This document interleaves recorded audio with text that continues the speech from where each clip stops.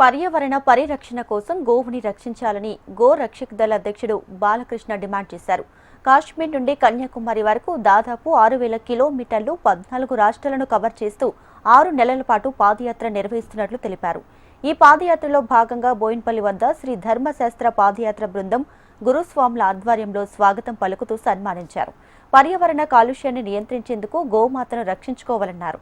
ఈ భూమి రసాయనాలతో మలినమైపోయిందని, గో ఎరువు కాలుష్య రహితంగా ఉంటుందని, పర్యావరణ పరిరక్షణ, భూసారం పెంపుదలకు గో సంపద వృద్ధితోనే సాధ్యమవుతుందన్నారు.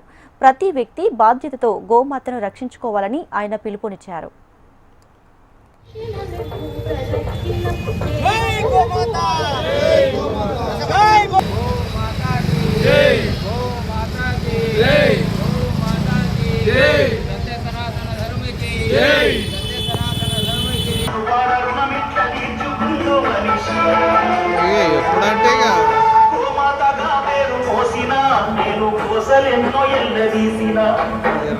చెప్తా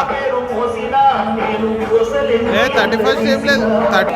జై శ్రీరామ్ జై శ్రీరామ్ జై శ్రీరామ్ జై శ్రీరామ్ జై శ్రీరామ్ జై శ్రీరామ్ జై శ్రీరామ్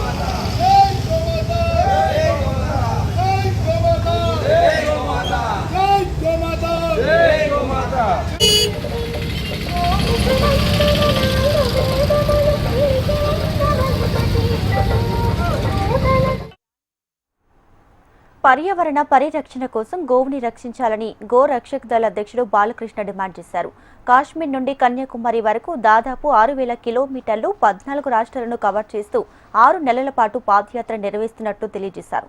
ఈ పాదయాత్రలో భాగంగా బోయిన్పల్లి వద్ద శ్రీ ధర్మశాస్త్ర పాదయాత్ర బృందం గురుస్వాముల ఆధ్వర్యంలో ఘన స్వాగతం పలుకుతూ సన్మానించారు. పర్యావరణ కాలుష్యాన్ని నియంత్రించేందుకు గోమాతను రక్షించుకోవాలన్నారు.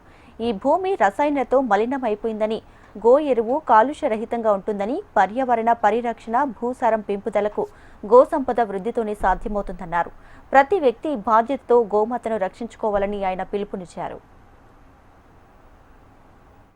గోరక్షణ, భూరక్షణ, పర్యావరణ రక్షణ కోసం కశ్మీర్ నుండి కన్యాకుమారి వరకు 4900 కిలోమీటర్లు 14 రాష్ట్రాలు 6 నెలల పాటు పాదయాత్ర స్వామి. ఈరోజు అందులో భాగంగా 84 రోజుల తర్వాత 2600 కిలోమీటర్లకు పైగా నడిచి ఈరోజు బోయిన్పల్లి ప్రాంతానికి చేరుకోవడం జరిగింది.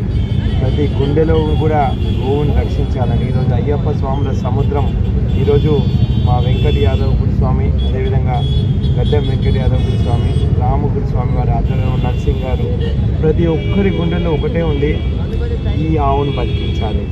గోవుతోనే ఈ భూమిని బతికించగలుగుతాం. ప్రపంచంలో ఏ వస్తువు కూడా ఈ భూమిని కాపాడడానికి మనకు ఒక ఆవు మూత్రం, ఆవు పేడ మాత్రమే ఈ భూమిని కాపాడబడుతుంది. ఎందుకంటే భూమి పూర్తిగా బంజరుగా తయారైంది. మనము ఎన్నో ఏళ్ళ నుంచి ఈ భూమిపై వ్యవసాయం చేస్తున్నాం, కానీ ఈ భూమిలో ఎక్కడ సూక్ష్మ పోషకాలు లేవు. ఈ భూమి పూర్తిగా రసాయనికాలతో నిండిపోయింది. మన భవిష్యత్ తరాలు, మన పిల్లల కోసం ఆహారాన్ని అందించాలంటే రాబోయే రోజుల్లో ఈ భూమిపై పంట పండడానికి ఆస్కారం లేకుండా తయారైంది. కాబట్టి గో ఆధారిత వ్యవసాయంతో, గోమూత్రం, గోమయంతో పంటలు పండించినట్టయితే ఆరోగ్యకరంగా ఉంటాం. మనమందరం పేద మధ్య తరగతి కుటుంబీకులం. ఈరోజు దాదాపు 30 నుంచి 40% మనం సంపాదించిన దాంట్లో రోగాలకు ఖర్చు పెడుతున్నాము, హాస్పిటల్లకు ఖర్చు పెడుతున్నాం. స్వామి, ప్రతి ఒక్కరికి ఆరోగ్య